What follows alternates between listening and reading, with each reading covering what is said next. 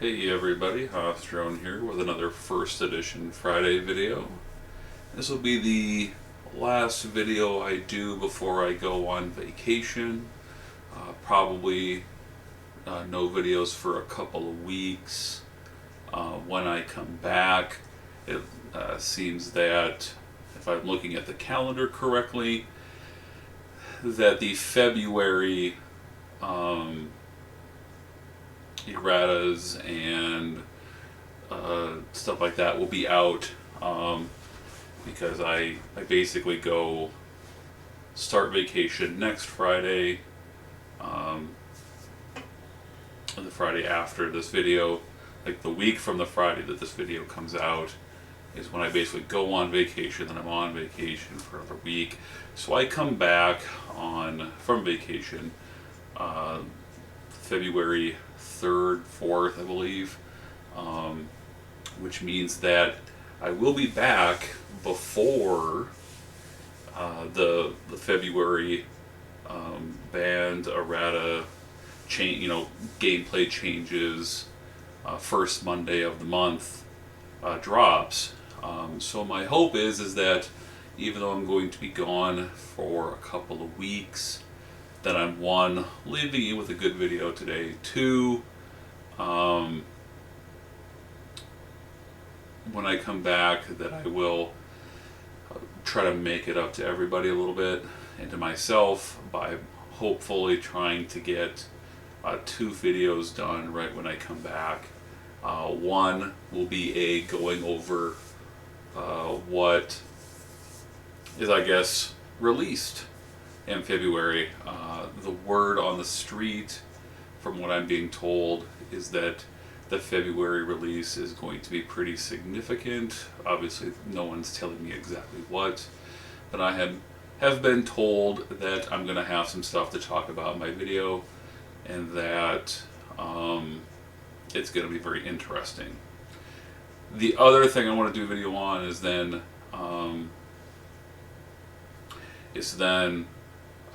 build a deck that specifically uses one or more of those cards, assuming we do get cards back. I'm just going to read between the lines of what I've heard, and that is that there's going to be several formerly banned cards that will come back into the game, and so we'll definitely do something about that. So there'll be hopefully a video where I just talk about what's coming back into the game and so forth, and the second video then will be to actually build a deck that focuses on one or more of the cards that are hopefully coming back off the ban list. So that's what I'm hoping to do. So just so you guys are aware, my mind is kind of looking towards the future, and if you've already looked at the title of this video, you know that the deck that I'm going to work on, that we're going to kind of showcase today here, is kind of a future thinking deck here. So something that I do on occasion is I think about like cards that are banned, or when kind of information kind of gets leaked that certain cards are coming back, because even like Charlie will post in the forums and stuff like that. People will post questions, people make comments. Design, organized play, Charlie, One Leadership may kind of like imply some things, let things slip. There's also the reality that they do kind of have like their production schedule as public knowledge, and so like we know that there's going to be a quote-unquote shot in the arm set for Vidians. It's going to come out here pretty soon, called Project Viking. We're looking forward to that as well. But for this video, what I'm trying to do is I'm taking the video that I did last week that was super fun, and I am going to take it, and we're going to make a couple of suppositions about what we think is going to happen.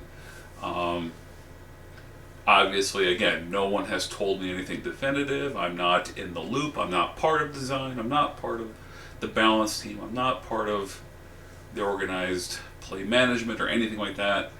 And none of the people in those groups tell me anything, but I'm going strictly off of what they have said conversations that I've had with them that were not off the record, etc., etc. And I'm going to build a deck here that's going to be based upon the deck that we did in my video last week, and we're going to take it and we're going to kind of future tech it, meaning that we're going to make assumptions about a couple of cards that are currently on the ban list that are hoping to come back, and then one card that is not banned but that we have been told is going to get a particular errata treatment in the future. That it's not an unbalanced card, it's in play right now, but it is a change to that card that is coming. Okay, so that all being said, between the fact that if you saw the video for the title for this video, and you saw the thumbnail for this video, you know where I'm going with this, and that is that we're going to take the Deep Space Nine Horg'ahn deck that was in my last video, and we're going to make guesses about some stuff, and we're going to take that deck and we're going to change it again, and we're going to make it into another new version of that deck that we think might be a version that we get to play with in the future. So let's get into it then. You can ignore these missions that are up here. I've just set them out here for testing purposes. They're kind of the Fed Mission Specialist suite of missions for engineers and so forth that you would expect to see. We're going to just use that as a play testing, just for play testing purposes, for fishbowling purposes here. But we've seeded our Q's tent, and then we're going to do missions. As you can see here, the keen observer sees that I have 7 missions, so you know that I'm putting 2 spaces into play. So let's roll to see whether or not we would have gone first or not. If it's 3 or less, we assume we go second. If it's 4 through 6, we assume we go first. We assume that we go second, so opponent puts their mission out, and we're just going to do those 1 through 6 from left to right. So the opponent sticks out a repair mission, and then we get diplomatic mission. Okay, opponent then sets theirs out. Explore Dyson Sphere. Let's assume that they kind of try to cordon off just a little bit. I don't necessarily know that that deck would do that, but let's just assume for argument's sake that they do, because they don't necessarily want to have these 2 space missions next to each other because they want to get a space next to a planet. So we flip ours, and we get the space. This is the easier mission for that deck to complete. This is the mission is worth a bit more points. They both have the same 2 span. Whichever way we go with this, we can pretty much assume that our opponent's going to go the opposite direction. So let's do this. Let's put it here, because then we know for fact that when our black hole starts to eat things up, it's going to pull their repair mission first. And the opponent has theirs.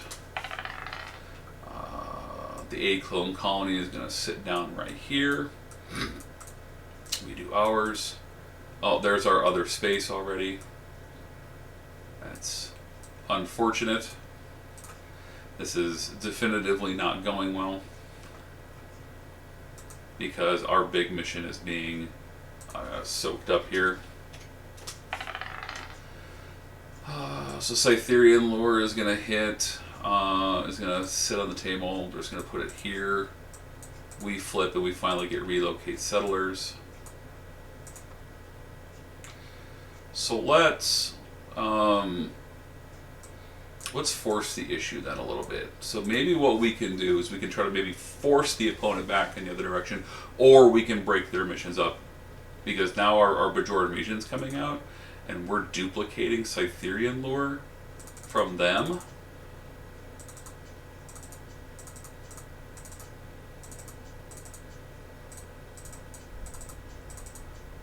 So we know that we're going to have 4 missions right along here now. These 4 missions are all going to end up right here then, in which case if our opponent puts their last 2 missions out, they have to put them over on the far end, broken up in a way, and so they're going to be just kind of in this zone right here.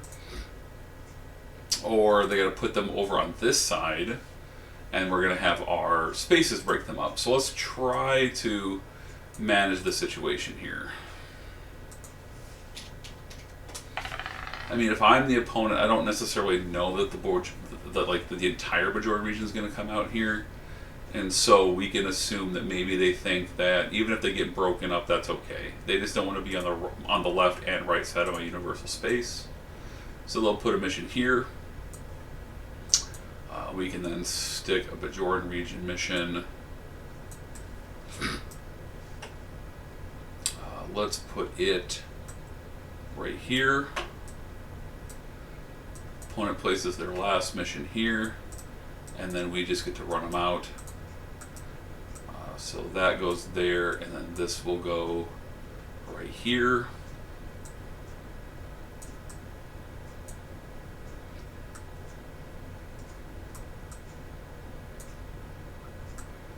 Again, really unfortunate that the missions kind of came out this way. Could have used a little bit more time. Could have really used having the Bajor region come out first, but before our diplomatic conference. But it is what it is. Like, this mission's now pretty far away. 5, 6, 7, 8, 9. I mean, it's 13 range away from here. So that's a little bit unfortunate, but it is not terrible. Let's actually do it like it was this, like we would have put the neutrino missions on the left side of the relocate settlers, because we want to put Deep Space Nine here at refuse immigration, and we want to have that as close as we can for diplomatic conference.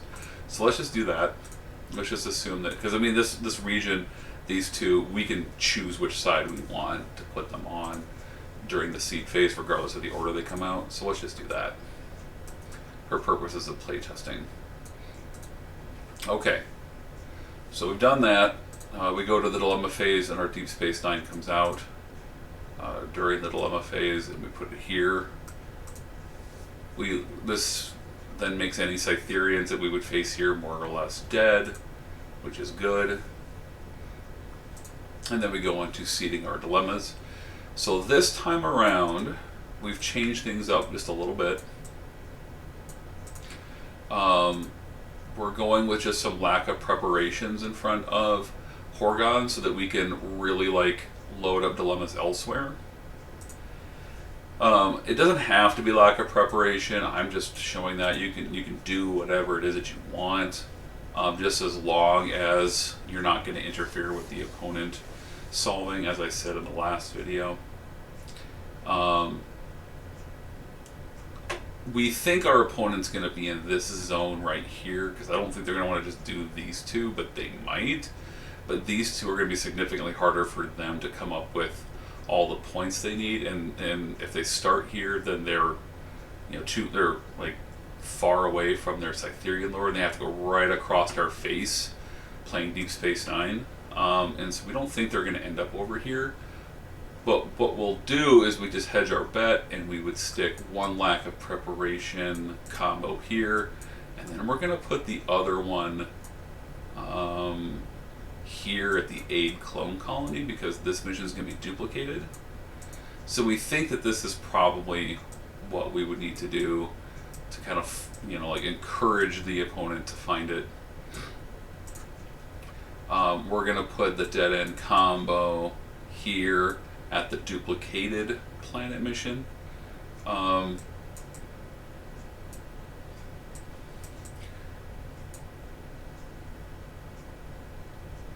What we could also do, if we really wanted to, is we could also just kind of do it this, on the off chance that the opponent decides they want to put their outpost here. That'll help us kind of deal with this. Since the opponent seeded first, they would encounter their own dilemma first, and then female's love interest garbage scout would be encountered after a dead end, or pushing the opponent off this mission entirely.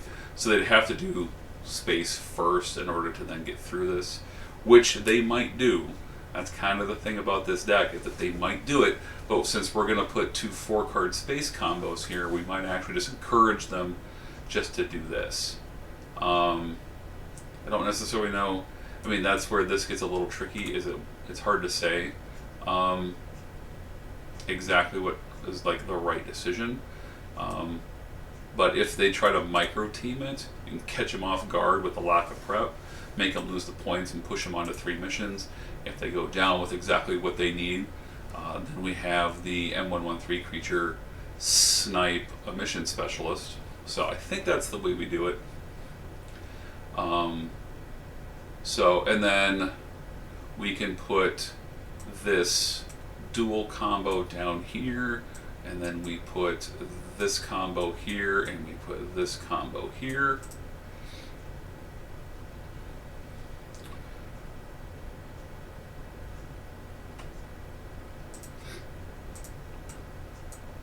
I apologize, everybody.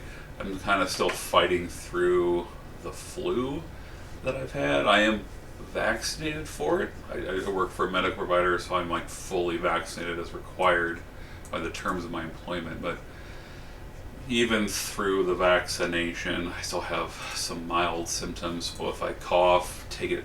If I have like long pauses while I catch my breath a little bit, I apologize, and just bear with me. But this way we kind of like, if the opponent does want to start down here, we encourage them to do this. If they start over here, which is what we think they would do, then we can kind of push them into helping us out. But that's not to say that like that deck won't necessarily still just go down here, because they can very easily like, oh, we're gonna seed our own, seed our outpost here with a Blade of Takan, thinking that like, oh, we're catching the opponent off guard, and then they would like Takan their own planet right over into this area over here to try to do space. But you know, depending on which version of like the Fed engineers, Fed specialist deck you would face, there's just different things that can happen. Either way though, we're hedging our bet that we're pushing our opponent into taking the Horg'ahn even if they don't want it. Okay, everybody cool? Everybody cool. Alright, so after dilemmas, it should also be noted that since we're doing the black hole, we're down 1 mission, and so the opponent's going to have extra dilemmas that they're going to be able to throw at us, but there's just give and take in that. So we seed our Bajoran outpost here, then we seed reshape the quadrant into the staging ground. I mean, obviously we would seed these first, and then we do all this. Staging ground gets this. We get our Hollow program onto Hollow Suite. One thing I should mention is that we are taking this back closer to Florian's original version that he played. So that's kind of part of our future thinking here. So one of our future thoughts is that we expect Cafe will come back off the ban list with just a once per turn you may stop your couple to draw a card, or maybe twice per turn. I think they're going to tone it down in some way. I think I would just expect it to go to once, but you know, maybe they say that 2 is still good enough. But let's assume Cafe is just coming back as a once per turn. And then we've got the new arrivals. We'll put Study Divergent History onto guest quarters, which is what we think is also going to happen. That Study Divergent History will also just go down to once each turn. We have an orb processing planet for our process orb mining that we're going to put onto our relocate settlers. We are going to do a defend homeworld. We're going to see the hidden mission debriefing, and then we're going to do assign mission specialists to get a couple of mirror personnel into play. McKay for his geology, just to get the process or mining up and running immediately, and then Loreva as the other mirror, because we then use her at the guest quarters. The reason why we're doing process or mining is so that when we draw our extra copies of Black Hole, we then have an outlet for them. And then this also scores us a point each time we do it. So then, you know, after just 5, by turn 5, we then have the 5 bonus points we need to round the corner. But we also make it so that we just have, if we have to do our 3 missions in the Bajor region instead, or we have to just do like 30 here, 35 here, and say 30 at Cytherian Lure or something like that, those 5 extra bonus points allow us to round the corner.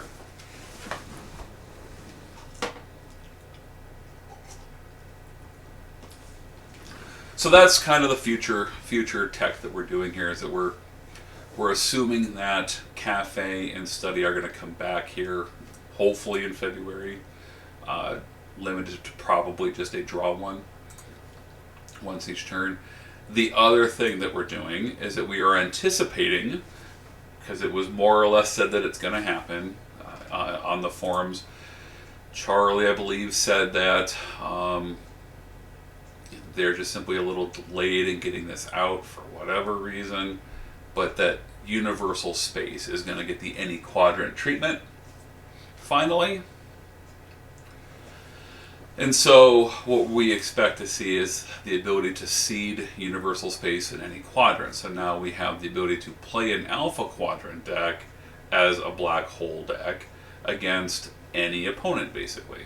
So if we face a Delta Quadrant deck or a Mirror Quadrant deck, we have the ability to kind of attack that opponent with our Black Hole. If we play against another Alpha Quadrant opponent, well, we've bunched ourselves up, and then we've hopefully been able to stick spaces next to our opponent's missions. We just weren't able to do that here, but and it is really unfortunate that our diplomatic conference came up here. So if this is the space line we were dealing with, we would just anticipate that we're not going to solve diplomatic conference this game, because we assume that our Black Hole is going to probably eat it up before we even get to it. But the opponent has 3 to 4-ish missions before ours. And so if we can just hold down the fort with all of this, then there's a good chance that our Universal Space is going to, that our Black Hole is going to be able to go munching time.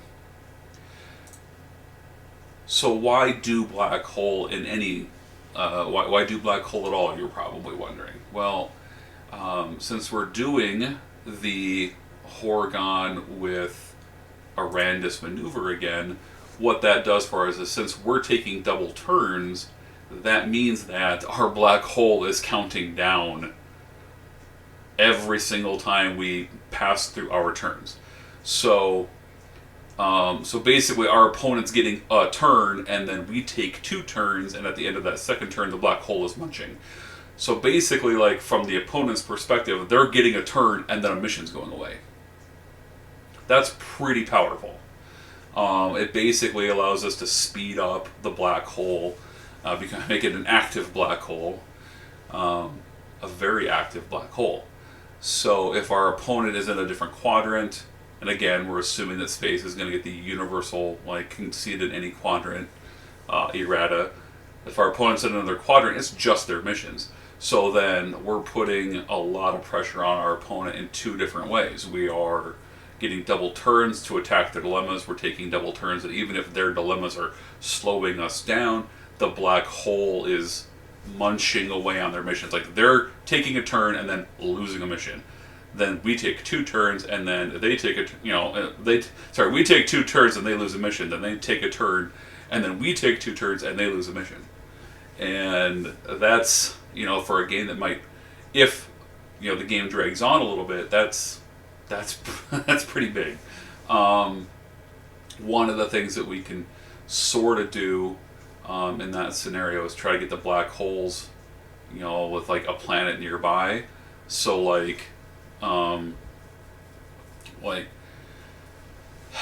we probably put like Dead End at the planet that's going to be munched first, but then we put the Horg'ahns at like the other 2 planets, so that we'll give you that planet that's away from the Black Hole, but we're going to we're going to basically lock you out of the other planet, and then we're going to eat it, so it's gone. So this is a very mid-rangey deck. Just to kind of put it out there, if this deck comes to pass, if the space gets that errata treatment, I don't see this being like an overly powerful deck. Partially because of the fact that once the universal spaces come out and stuff like that, an opponent's gonna think that they're on the clock already with black hole, and so they're gonna try to move quickly, and then it just kind of is up to you to try to go fast, to go fast. If there's the possibility of a Randus hitting the table, then the opponent's they're gonna just punch their way through space first and not let you take double turns. So they're gonna try to hold that off for as long as possible. And obviously, 2-mission win decks, generally speaking, are set up to do well against the black hole because they only need 2 of their missions to get through. So I don't anticipate this deck being like overly powerful, but it will certainly be something that might be something that could be at least a threat, could be at least a decent deck. So, but let's just kind of give it another quick little fishbowl here and see how it goes. We did put 9 black holes into the draw decks. We have 1 black hole roughly for every 7 cards. I mean, just off of every 7 cards. So we hope to have one in the opening hand most games. And of course, we don't have one. I did 3 fish bowls with this deck before starting the video just to double check everything. I had a black hole in my opening hand in every single one of those. So of course, that means then that the statistical probability comes around, and here we are. But no matter, you have these kinds of draws are going to happen. You're not going to have a perfect draw all the time. What we do have instead of the black hole is we have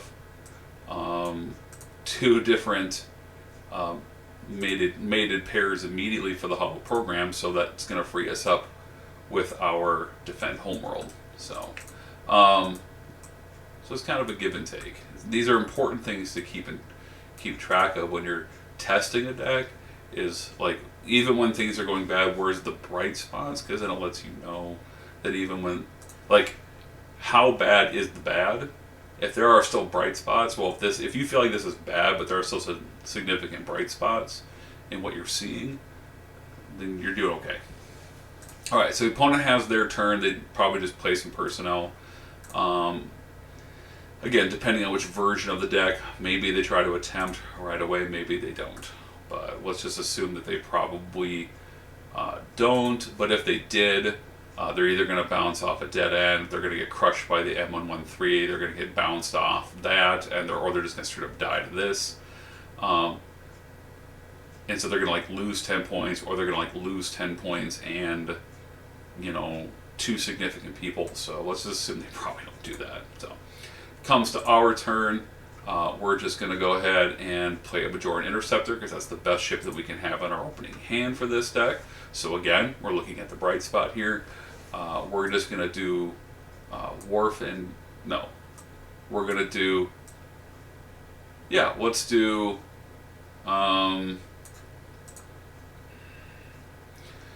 let's do Angel and Win, and Marat, and Etishra. I haven't looked into whether or not if this is kosher or not.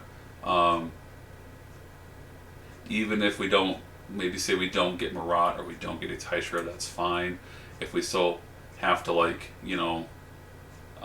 but I think it does, and the reason why I think it does is it's up to 3 compatible DS9 personnel. And here's the thing, is that this card is only getting 1 copy of the DS9 icon.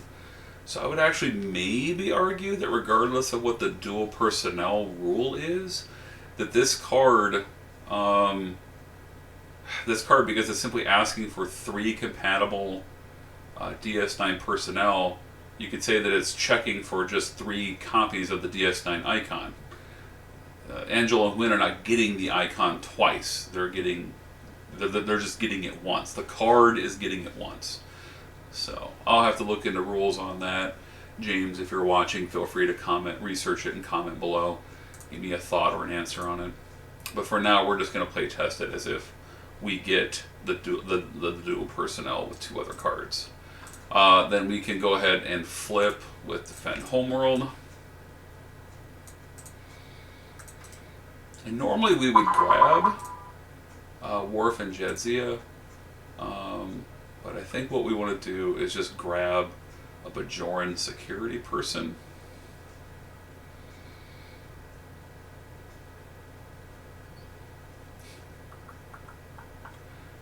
We don't have one, I don't think. Interestingly enough, I think that the ones that I had in the other version of the deck, I think they came out. Oh, look at that. We had literally black holes coming. Annoying. So barring that, we'll just grab whatever security personnel we think is best. Curzon Odo's pretty decent.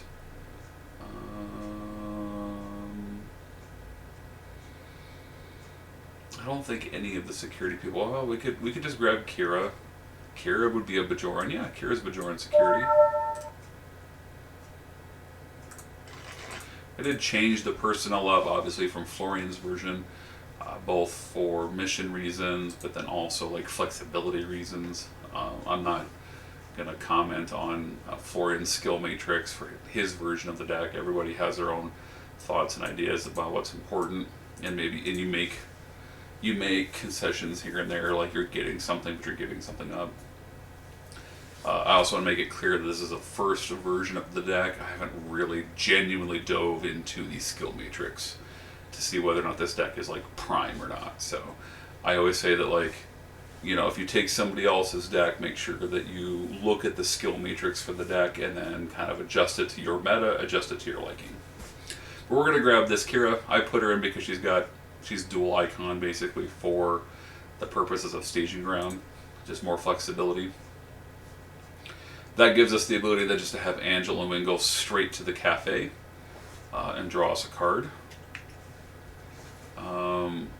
We can have Kira go into Bajoran mode, and then she, and let's just say Marat, can then take the Bajoran Interceptor with now its 9 range, fly 4 to here within the Bajor region, pick them up,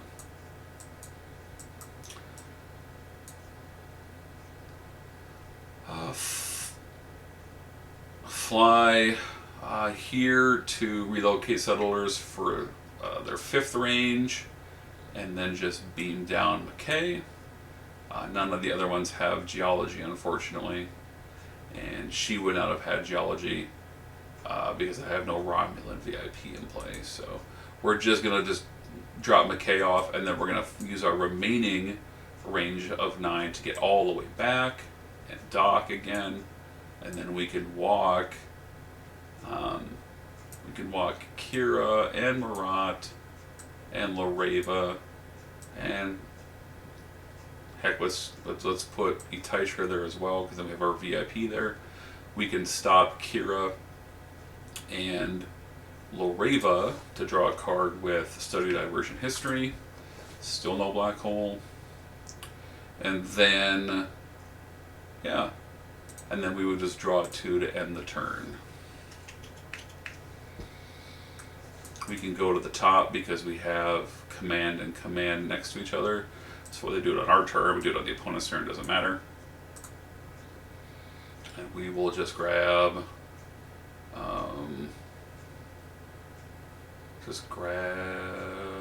doesn't really matter here, I don't think. Well, Romulan VIP, this is important. Let's grab the Romulan VIP. Because it means then we can play our General Lar to give her geology, and like they can run over to this planet to give us our 2nd geology next turn. Opponent takes their 2nd turn. Let's assume that they do try to press a little bit, and they say they beam down here to a clone colony attempt. We'd be able to kill somebody, and we'd probably stop them with lack of preparation and set them back 10 points.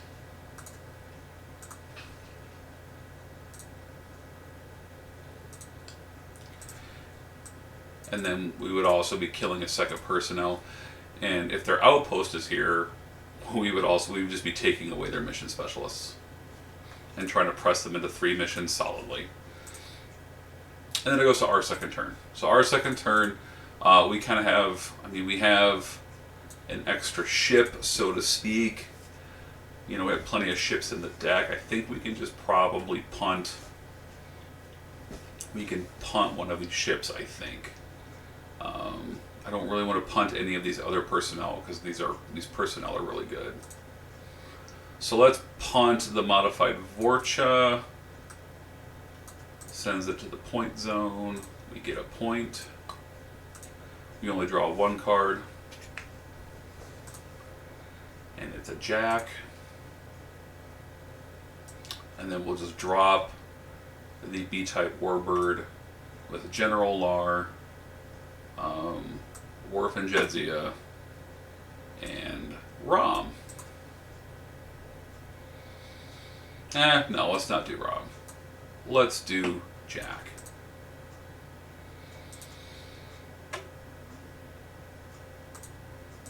Alright, so let's, we forgot to do this last turn, but when we take a draw, we could have had one of our draws be guest quartered. Well, let's just do it now. Let's guest quarter draw. We'll stop Angel and Win to draw a card, but we're going to do it through the guest quarters. Yeah, we're going to just take, we're just going to take the ship, just to guarantee that we get one. Then we're going to stop for the Divergent History. We're going to take Praetor Naral and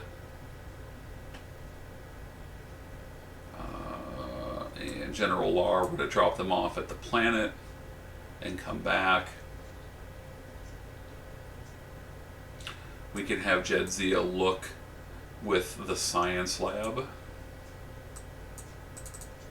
as well. So we would be able to see what the first dilemma is under Refuse Immigration to know where we're at with that. We still don't have our Randus, we still don't have our Black Hole, so we just got to keep digging. So we're just going to take our two draws. We find the Black Hole. Unfortunately, I don't think we could play the doorway in that window.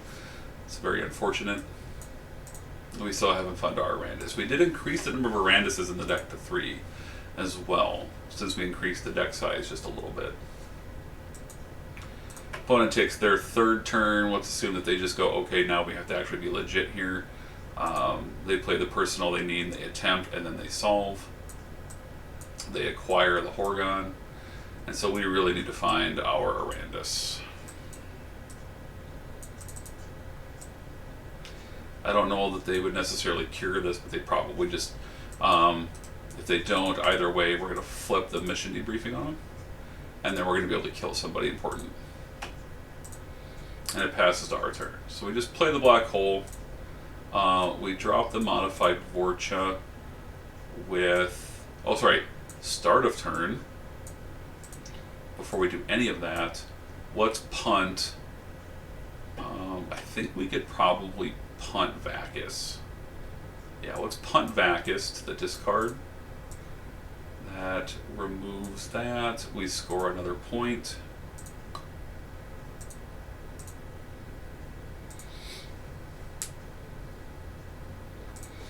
And draw 2. Now that we have that there, we still don't find. So now we then play the Black Hole.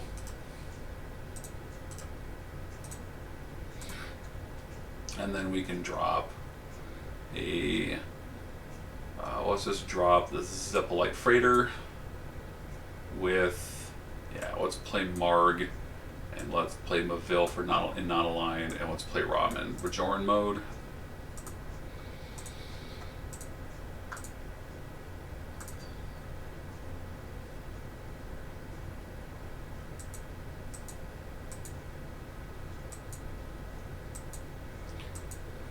And then we would be able to kind of figure out what it is that we want to do. Once again, we can stop and draw, and we can push it through the guest quarters. We'll take Morn, obviously. We can stop Angel and Tana, or sorry, we can stop Lareva, probably with whoever it would need to be, because we would need to start attempting this mission. So let's just assume that maybe Jack's probably not usable right now. And take another draw.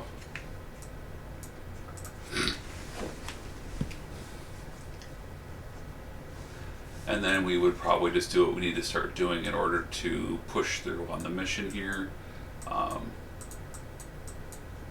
So let's just say that we do that. We're not sure who we would lose and what we would lose, but we're doing fine. So we would just go to end of turn and draw 2. This would not count down because this was the turn that we played it. And then the opponent's going to have their turn. They're either going to get an extra draw, they're going to get an extra card play.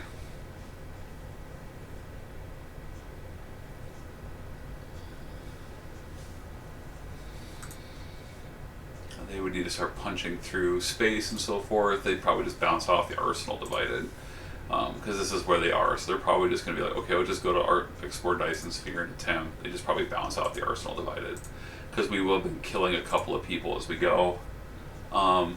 But assuming that they don't even do that, then they would hit Persistent Individuality most likely, and then we would hurt them pretty hard. Alright, passes to our turn. We can drop a modified Vorcha with Mourn, Serena. Well, maybe not Serena. Koloth, I think for sure. Yeah, we could probably just do Curzon. This would really just be depending on what it is that we needed for the space mission. But either way, though, the deck's doing fine. We're consistently hitting, 3 people entering play at a time. We're getting, card draws. The only thing that's not going well for us right now is basically what we've been trying to do with the deck. So right now, we're basically just kind of playing it as a straight-up staging ground deck, which isn't the worst thing in the world. Start of turn, we would have been able to do the process or mining.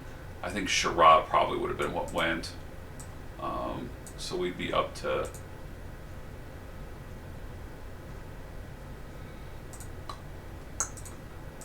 that, and we would have drawn 2 cards. We would have found another black hole, so that becomes an obvious choice next turn. Angel and Wynn will stop, and we'll just see if we can find... Yeah, we don't need another black hole. So we just take the ship, the lesser of 2 mediocre cards. We would stop and draw. We would move more into the bar at the very least. And then we would just kind of keep pushing through at the mission here. And then just kind of maybe hopefully solve it. But also possible that we don't. End of turn, we go and we draw 3 cards, and we finally find Arandis. Opponent has their turn. This would count down 1. Whoops. Let's assume for a moment that they did. Let's assume that they did not push through Arsenal Divided.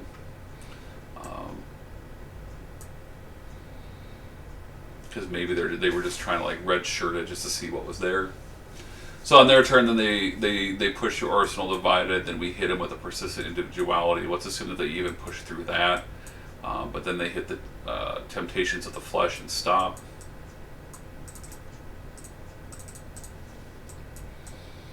Okay. Goes to our turn. We can now drop another Zeppelite Freighter with Arandis and Chuvok.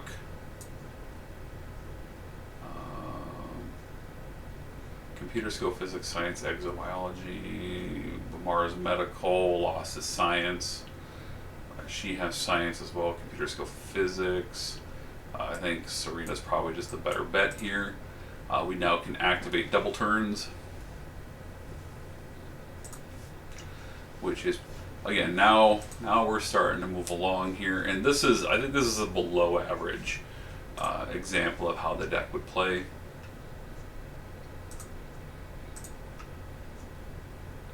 And I think with everything that we have in play here, we would be able to probably solve refuse immigration no matter what was there.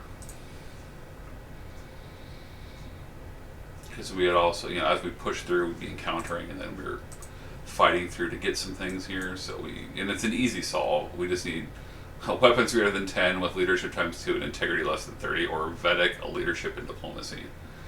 Not a problem since we have, because Win is even listed as a former Vedic and now Kai. So this is even a Vedic here, so that's pretty cool. So Vedic leadership diplomacy is solved entirely by them for skills. Alright, so then we would be able to decide what we want to do here, if we want to go to the planet for relocate settlers.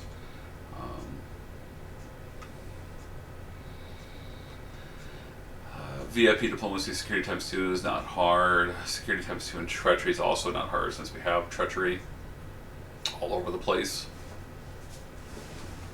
And so once again, it would just be what do we got to push through for dilemmas.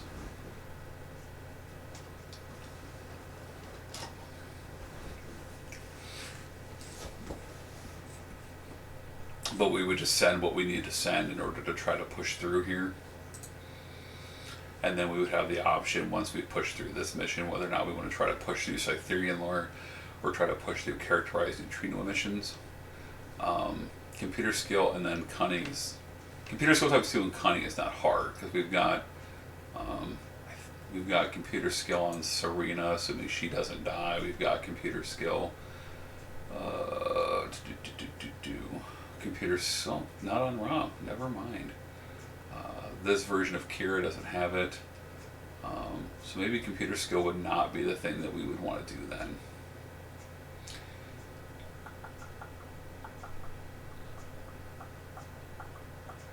So yeah, if that's the case, then we would readily understand that we're not going to take Cytherian's lore. We're just going to have to do characterized neutrino emissions. Oh, it's in our hand over here, that's why. And since we would be taking a double turn, if we were able to push through this somehow and solve it, we would have the option of being able to try to Cytherian's lure.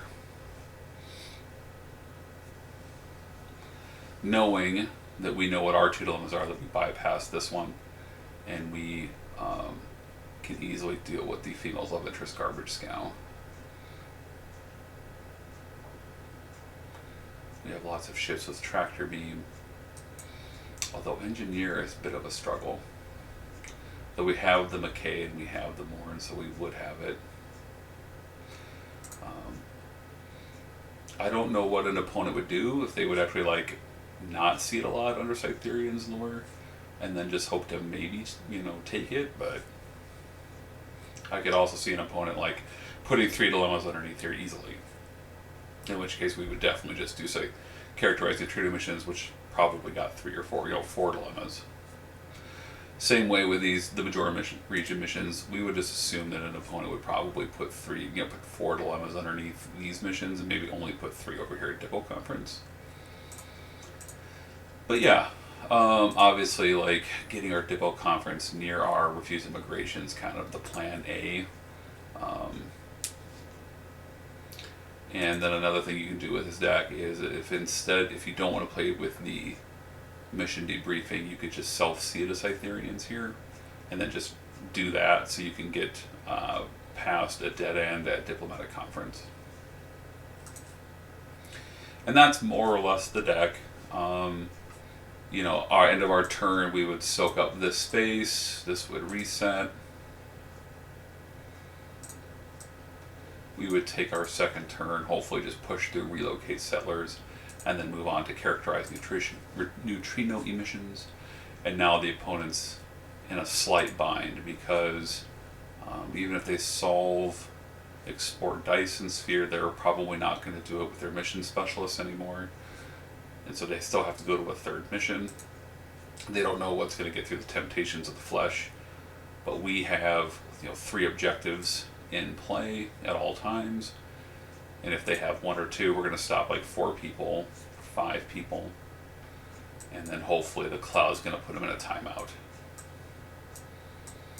And the Cloud's putting them in a timeout until the end of their next turn, so that we actually get, before they even get these people back usable, we get 4 turns. And so the black hole is, by the time these people would become usable again, this space mission's gone. So then they are left with just Cytherean's lure here, or having to go all the way over here. Now, like I said, it is possible that they went, okay, a clone colony, and then they, then they just like moved themselves all the way over to here to automated repair station with a blade. It's also entirely possible that they would throw our relocate settlers in the way of our own black hole. It's always hard to say, but those are the kind of strategic considerations you take into play as you're playing the game. Anyway, tell me what you think about this deck. Again, I want to make this absolutely clear. This is not something that you can play right now, because Study Divergent and Cafe are still banned as of the time of this video coming out. Space is still an Alpha Quadrant only mission, but again, we are just looking at this deck as something that we might be able to do when these 2 cards come back, and when Universal Space is allowed to put in any quadrant, and then we're able to stick black holes in other quadrants. We can just always have the ability to play with black hole no matter where our opponent happens to be playing. And then of course we're just pairing that with the Horg'ahn trick with Arandis from our last video. Which again, I think it's good. I don't know that it's necessarily exceptional yet. I'm sure the more enterprising deck builders out there might be able to take this idea and make it even better than what I'm coming up with, because again, these are version 1.0 decks that I'm putting out. I'm putting these together in just the span of like maybe a couple of hours. I'm not deep diving into them to really make them like big tournament quality. I will leave that to future me. I will also leave it to you, my loyal viewers. If you like these ideas, feel free to take them. Don't feel like you have to, you can't play this because, this is Kevin's deck. No. I encourage everybody who watches my videos and looks at my decks to take them and run with them to their own liking. I do not own these ideas in any way, shape, or form, so feel free to play an exact copy. Feel free to take it and give it your own spin. I don't care. Just have fun. That's what we're all here to do, is just enjoy this game and have fun. That's all we can do in life, is just do your best and have fun. So, yeah, feel free to comment below your thoughts, like the video, subscribe to my channel, hit the notification bell so you are notified. As I said, I'm going to be probably gone for a couple of weeks, so hit that notification bell so that you know when I come back. And in the meantime, I hope you enjoyed this video, and may the profits be with you.